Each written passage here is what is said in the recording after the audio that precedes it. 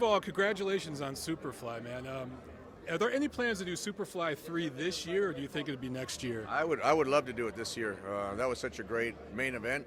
If we could do a rematch, would be great. At the same time, Arroyo had a tremendous performance. Nietes had a great performance. So that's a great thing about the super flyweight division, is that they're willing to fight each other. They're not afraid to put their titles on the line, and that's what makes it such a great event for the fans. Talking about that rematch between Estrada and Rungvisai, how's that going to work with the WBC? Because Arroyo now, technically, he won an eliminator fight. He's supposed to get Rungvisai now. Could there be an agreement where maybe we do a rematch and then Arroyo gets the winner of the rematch or something like that? Well, he won the silver title, which doesn't make him the automatic mandatory, makes him the #1 rated contender. So the WBC has to order the mandatory. So we would still, Rungvisai just made his mandatory title defense. Look, he's fought Chocolatito twice. He fought Estrada. I mean, he's had a rough run at it, and he's always come out on top. So Arroyo definitely earned the #1 rating. But if we can do the rematch, it'd be great. If for some reason we can't do the rematch and Rungvisai fights Arroyo, that's great. As I mentioned, Donnie Nietes is in the mix. Delakian had a nice win on that show. I was going to ask you about that. So, and Higa was... Diego Higa was there. Would you like to do some sort of unification between two of the flyweight titles? Sure. I think anytime we can do a unification fight, it's a tremendous event. We invested a lot of time and energy bringing all these guys in from so many different countries, all the visas, all the logistics, all the flights, all the hotels, and we're excited about the different combinations. Peter Nelson says, he was blown away by the energy in the crowd. HBO is going to support the series. Keep trying to get, we keep putting on one notch better. I don't know how we're going to outdo ourselves for this Superfly 2 show, but the fans reacted very positively to these matchups, and we're looking forward to doing another one. Pretty damn good tailgates too, right? It was pretty on point, the tailgate. Forum gets a lot of people out at the tailgate. I actually went out, said hi to the guys, I saw you. and they appreciated that, and I appreciate the fans coming out. Look, we appreciate being able to open up the upper bowl, which, you need a strong show. Triple G has sold out the Forum twice every time he's fought there, but, for the small guys to open up a big arena like that is a big statement, and it's a tremendous testament to the fans, and the more fan support that we get, the better fights that we can put on.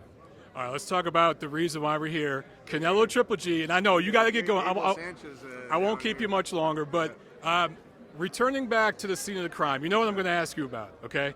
Adelaide Bird. You were very vocal. I was the heated reporter. You were very vocal at the post-fight press conference. I think deservedly so. This is what Triple G says. He says, when the fans tune in to this big of an event and you get a questionable judging like that's disrespect to the sport. It's unfortunate. He was on a 23 knockout streak. If he would have could have gotten the knockout, then there'd be no controversy. Since there was a lot of controversy, to your point at the post-fight press conference, the judges are going to be under a microscope for the rematch. And deservedly so. We shouldn't be talking about them after the fight. We should be talking about them before the fight.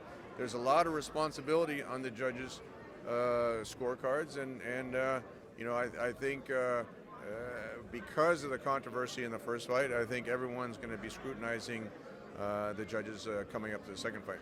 That's what I was going to ask you about. I remember I did a preview piece for Boxing Monthly magazine for the first fight. I asked you, I asked Abel, and I asked Gennady about getting a decision in Vegas, and all of you guys said, we can get a decision in Vegas, no problem. What do you think now, and are you going to protest if certain judges' names are on the list that the commission gives you? Well, the first time around, we were happy that Canelo took the fight. That was the very first step. Everything else, we made a lot of concessions, but look, we're definitely going to be going over the officials that are assigned. A lot closer, you can say, this time around.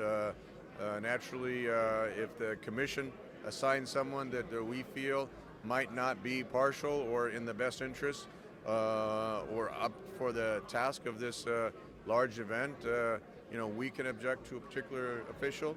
And the same thing with Golden Boy and the Canelo side. They can object to a particular official.